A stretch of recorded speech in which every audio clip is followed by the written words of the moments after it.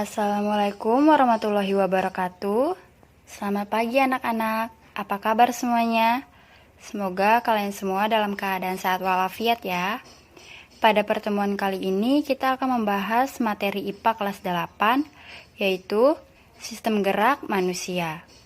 Sebelum masuk ke materi, Ibu ingin bertanya, apa itu gerak? Iya, benar sekali. Jadi, gerak adalah hasil interaksi antara tulang, otot, dan juga persendian tulang. Pada sistem gerak manusia, kita akan mempelajari tentang rangka, sendi, otot, dan juga gangguan sistem gerak manusia. Yuk kita bahas satu persatu. Yang pertama ada rangka. Coba kalian perhatikan gambar berikut ini. Mengapa tubuh kita dapat duduk dengan tegak? Kira-kira apa ya penyebabnya? Ya, benar sekali, karena pada tubuh kita memiliki rangka. Rangka adalah susunan tulang-tulang yang membentuk sistem tertentu. Rangka ini tentunya memiliki fungsi. Yang pertama, memberikan bentuk pada tubuh dan juga menopang tubuh. Yang kedua, melindungi organ dalam. Misalnya tulang rusuk yang melindungi jantung dan juga paru-paru.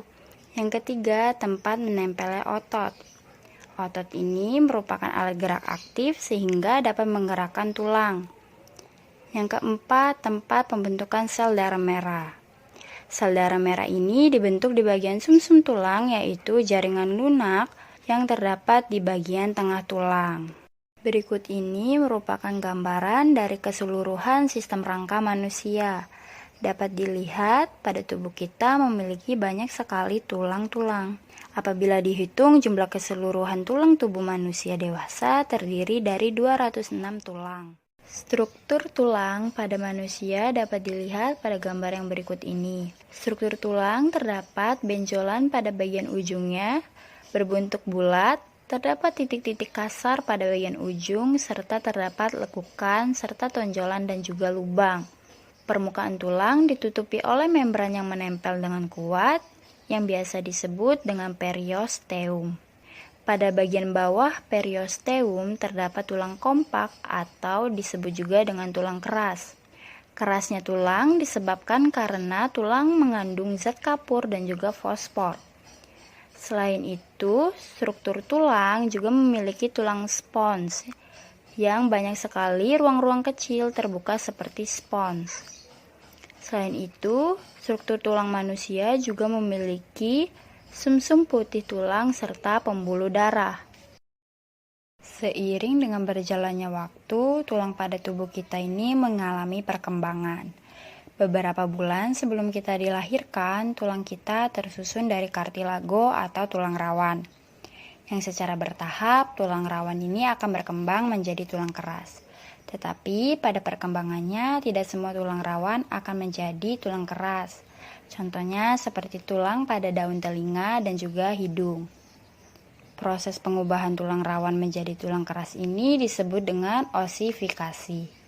Agar kalian dapat memahami proses osifikasi dengan baik, coba kalian perhatikanlah gambar berikut ini.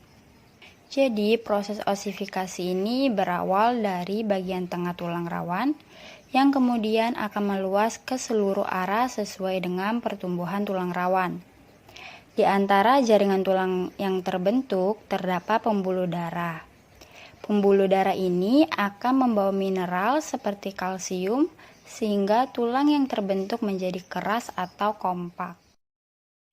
Materi selanjutnya yaitu sendi.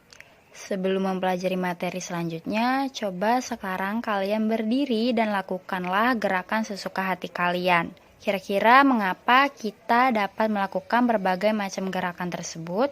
Jadi ternyata itu semua terjadi karena pada penyusun sistem gerak kita terdapat sendi. Sendi adalah tempat bertemunya dua tulang atau lebih, dan dengan sendi ini hubungan antara tulang-tulang tubuh dapat digerakkan. Berikut ini beberapa jenis persendian pada sistem gerak manusia. Yang pertama ada sendi peluru. Sendi peluru ini merupakan sendi yang memiliki gerakan yang sangat bebas ke arah manapun.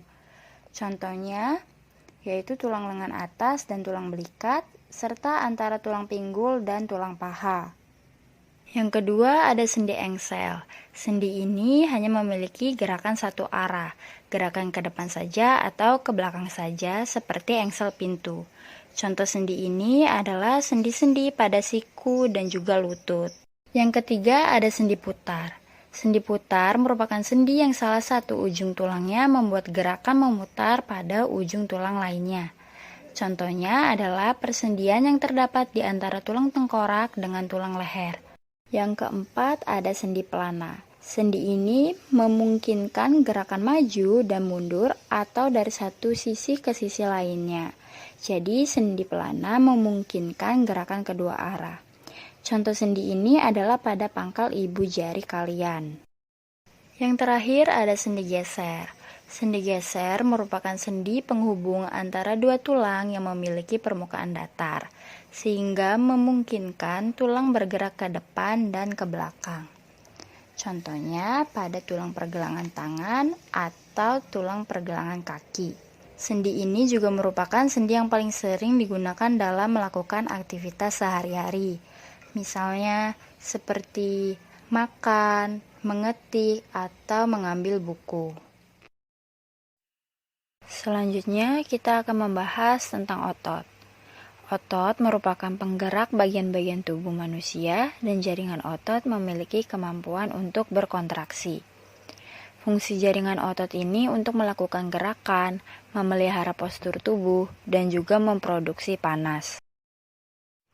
Adapun jenis jaringan otot terbagi menjadi 3, yaitu otot polos, lurik, dan juga jantung. Pada otot polos memiliki struktur berbentuk gelendong dengan satu inti yang berada di tengah, dan otot polos ini terletak pada organ dalam seperti empedu, lambung, dan juga usus. Tipe kontrolnya secara tak sadar dengan reaksi terhadap rangsang lambat. Pada otot lurik memiliki bentuk seperti serabut atau silindris dengan jumlah inti yang banyak yang terletak di pinggir.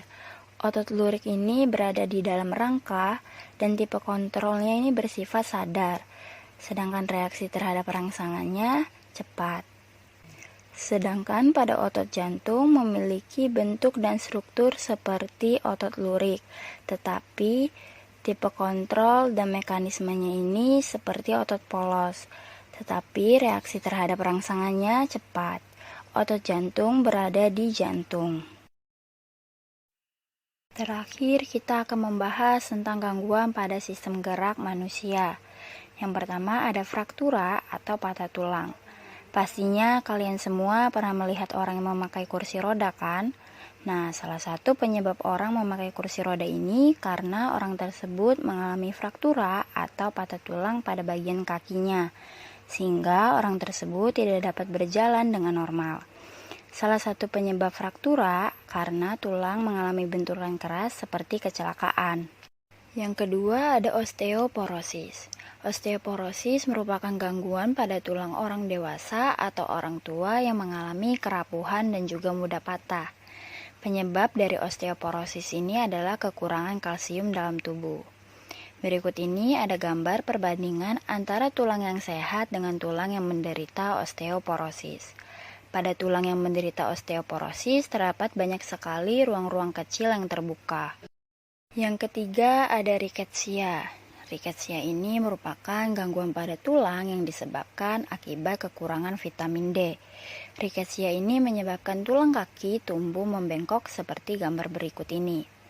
Vitamin D ini sangat dibutuhkan untuk membantu penyerapan kalsium dan juga fosfor pada proses pengerasan tulang. Vitamin D dapat diperoleh dari makanan, suplemen, dan juga berjemur di panas matahari saat pagi hari. Tidak terasa selesai sudah materi kita pada pertemuan kali ini. Terima kasih untuk anak-anak yang sudah menyimak. Semangat terus belajarnya. Wassalamualaikum warahmatullahi wabarakatuh.